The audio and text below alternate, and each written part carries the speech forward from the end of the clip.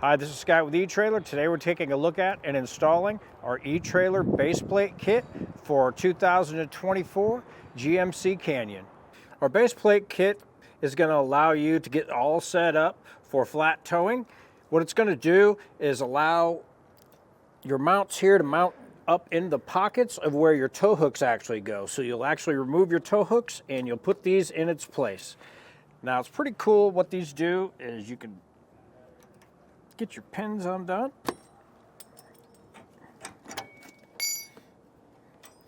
And you can pop this part out.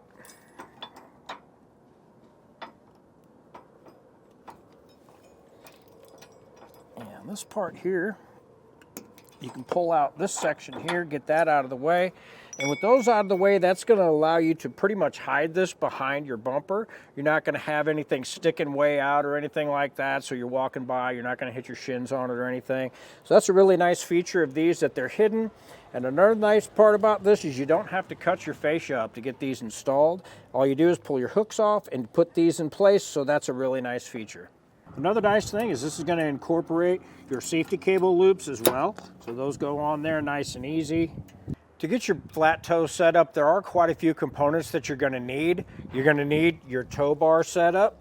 You're going to need your base plate kit. You're going to need a battery disconnect, a charge line, and you're also going to need a diode kit. That's going to be your wiring. That's going to be set up so you can have your rear lights on your towed vehicle.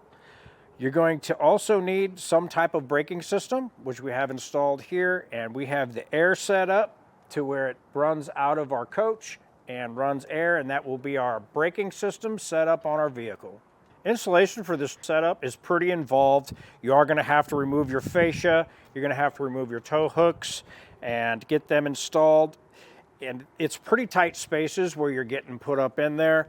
So it took me about 3 days to get everything completely set up, and that was working at least 8 hours a day to get this one done. So it is pretty involved. If it's something you want to tackle yourself, you can always watch our video and we'll help you get it installed. If it's something you really don't have time to do yourself, you can always take a look at our dealer locator and we'll get a place local set up for you to get it done. To start our installation, we have 4 T15 screws in the top of our fascia. We're going to need to get those removed.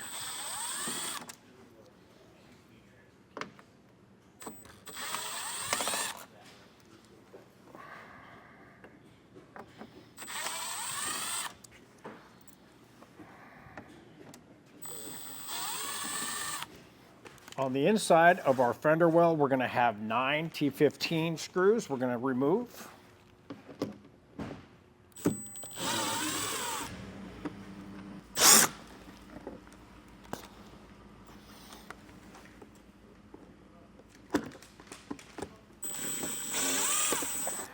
Now we'll need to pull off our fender trim. It's going to get behind it and apply a little pressure. It's going to have plastic pop clips behind it.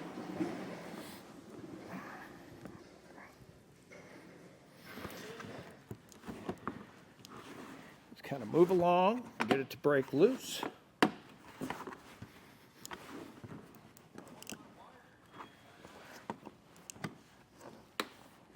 Once you get the lower area popped, you can move along. Get your hands behind it and pull back with a little bit of pressure.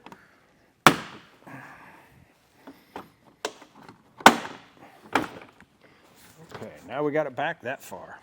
Now I like to pop a piece of rag right in behind our trim. That's going to hold it out of the way. On each side, we're going to have another T15 right here that goes into our front part of our fascia and attaches it to the front fender.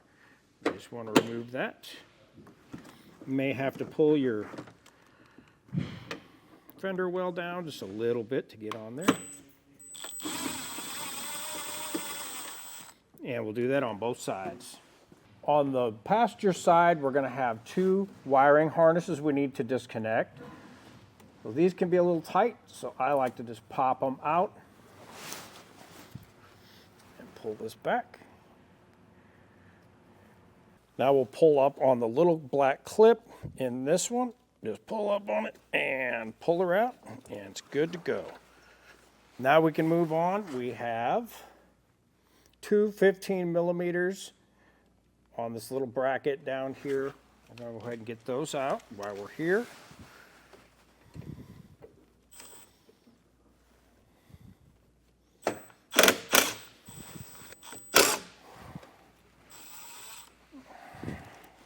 Now right up in the top of our fascia, right in here, it's hard to see, but you're going to feel a little 7 millimeter. We need to get up in there. It can be a little tricky to get to. We'll just back it out.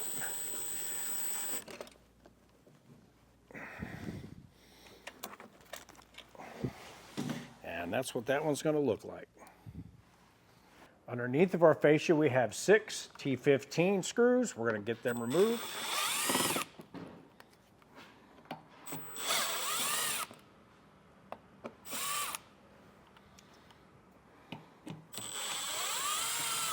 Now we can start on the corner of our fascia and just nice and gently pull out on our edges, work our way up.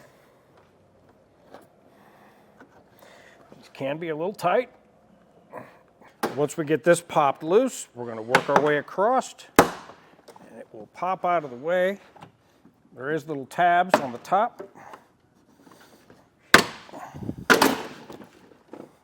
Now we can pull away our fascia. Now with an 18 millimeter socket and an 18 millimeter wrench, we'll back off our bolts for our toe loops.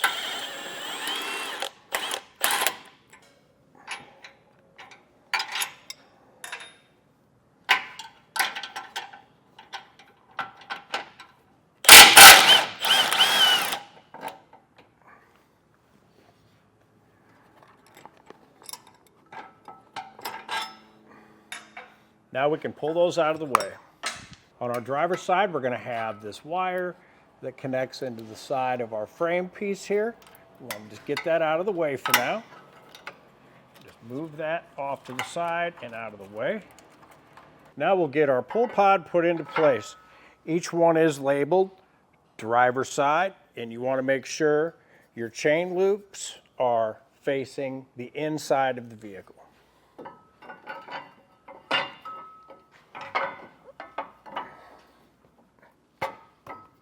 Now we'll be reusing the hardware that we took out for our hooks.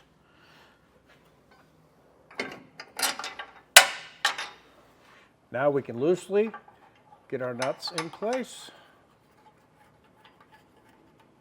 on both sides. To get room to slide our plates in place on the sides of our pull pods, we're going to have to get this lower panel out of the way. So we're going to take a 13 millimeter socket, remove all our bolts, and get our panel out of the way.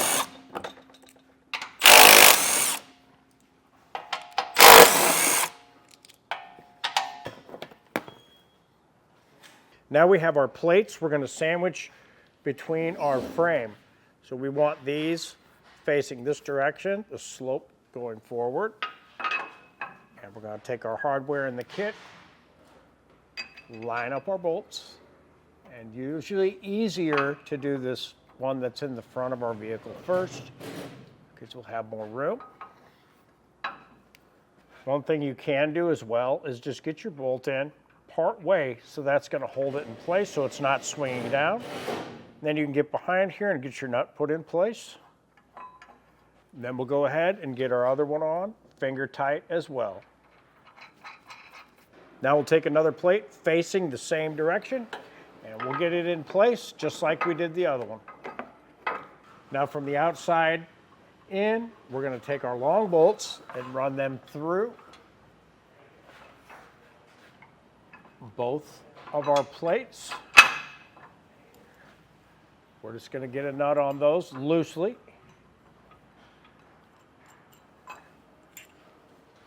And we'll have those two that are side by side.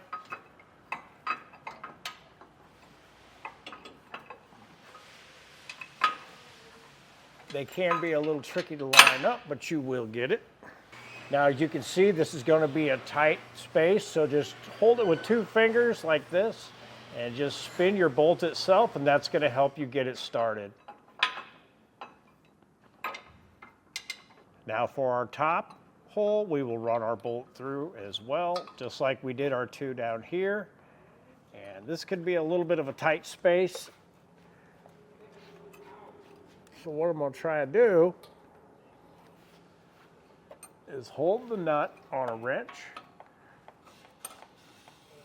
Now that we have Loctite on every bolt, what we're going to do is just make sure we have this looking good and level. I like to go with the frame and just make sure I look good there. Everything looks to be on point. Now we'll come back through and we'll just snug down all of our hardware. Now we'll go back through and torque our hardware down to the specifications listed in our instruction manual. For our safety cables, we want to put it on above our frame of our vehicle, up and over and down, and it's going to connect right down here to where we have these holes for our flat toe mounts. We're just going to run our loop through, put our cables in.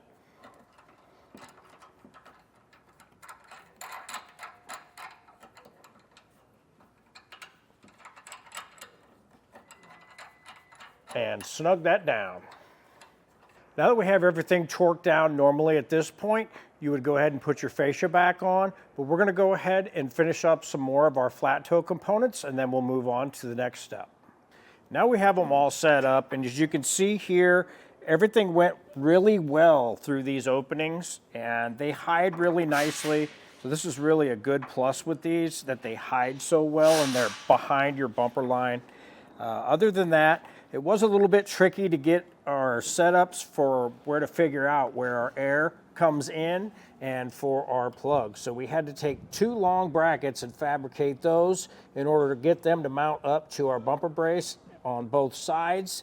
So we had to trim out a piece of our panel here where it comes straight across. We cut both of those out and we ended up getting them marked in there and screwing these onto the bumper panel itself and coming down and then bending a 90 in both of our brackets, and we got them to drop out through here, so we're able to make our connections right here in the front. And that was a look at our eTrailer base plate kit for our 2024 GMC Canyon. I'm Scott with eTrailer, and thanks for watching.